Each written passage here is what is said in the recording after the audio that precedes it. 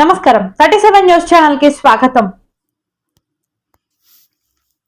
రాజుగా అలెగ్జాండర్ పట్టాభిషేకం జరిగిన అఘాయ్ ప్యాలెస్ ను 16 ఏళ్ల పునరుద్ధరణ పనుల తర్వాత గ్రీస్ మళ్లీ తెరిచింది.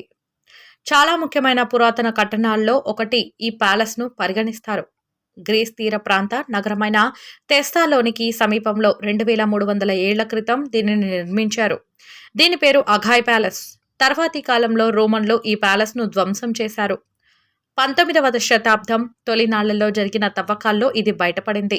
అఘాయ్ ప్యాలెస్ పునరుద్ధరణకు 211 కోట్ల రూపాయలు పైగా 20 మిలియన్ పౌండ్లు ఖర్చు చేశారు.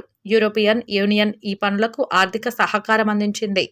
శుక్రవారం జరిగిన పునఃప్రారంభ కార్యక్రమానికి హాజరైన గ్రీక్ ప్రధానమంత్రి కైరియోకాస్ మిట్సోటాకిస్ మాట్లాడుతూ ఇదొక ప్రపంచ ప్రాముఖ్యం కలిగిన స్మారక చిహ్నం.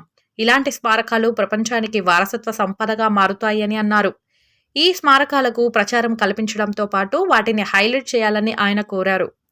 ప్యాలెస్లో పునరుద్ధరించిన వాటిలో భారీ స్తంభాలు కూడా ఉన్నాయి. ఆదివారం ఈ సైట్లోకి ప్రజలను అనుమతిస్తారు. అఘాయ్ ప్యాలెస్ ను అలెగ్జాండర్ తండ్రి ఫిలిప్ II నిర్మించారు. శక్తివంతమైన మెసిడోనియా రాజ్యాన్ని ఫిలిప్ II పాలించారు. తండ్రి హత్య తరువాత 336 బీసీలో పట్టాభిషేకం. అఘాయ్కు సమీపంలో నేడు పట్టణంగా ఉన్న వెర్జినా ఒకప్పుడు మెసిడోనియా రాజధాని. గ్రీస్లో ఒకప్పుడు అఘాయ్ ప్యాలెస్ అతిపెద్ద భవనం.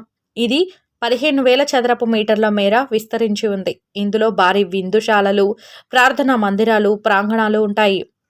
తండ్రి హత్య అనంతరం 336 బీసీలో అలెగ్జాండర్ మెసిడోనియా రాజ్యానికి రాజుగా ఈ భవనంలోనే పట్టాభిషిక్తుడు అయ్యాడు. ఆ తర్వాత ఆసియా మధ్య ప్రాచ్యంలో ఆయన తన సామ్రాజ్యాన్ని నెలకొల్పాడు.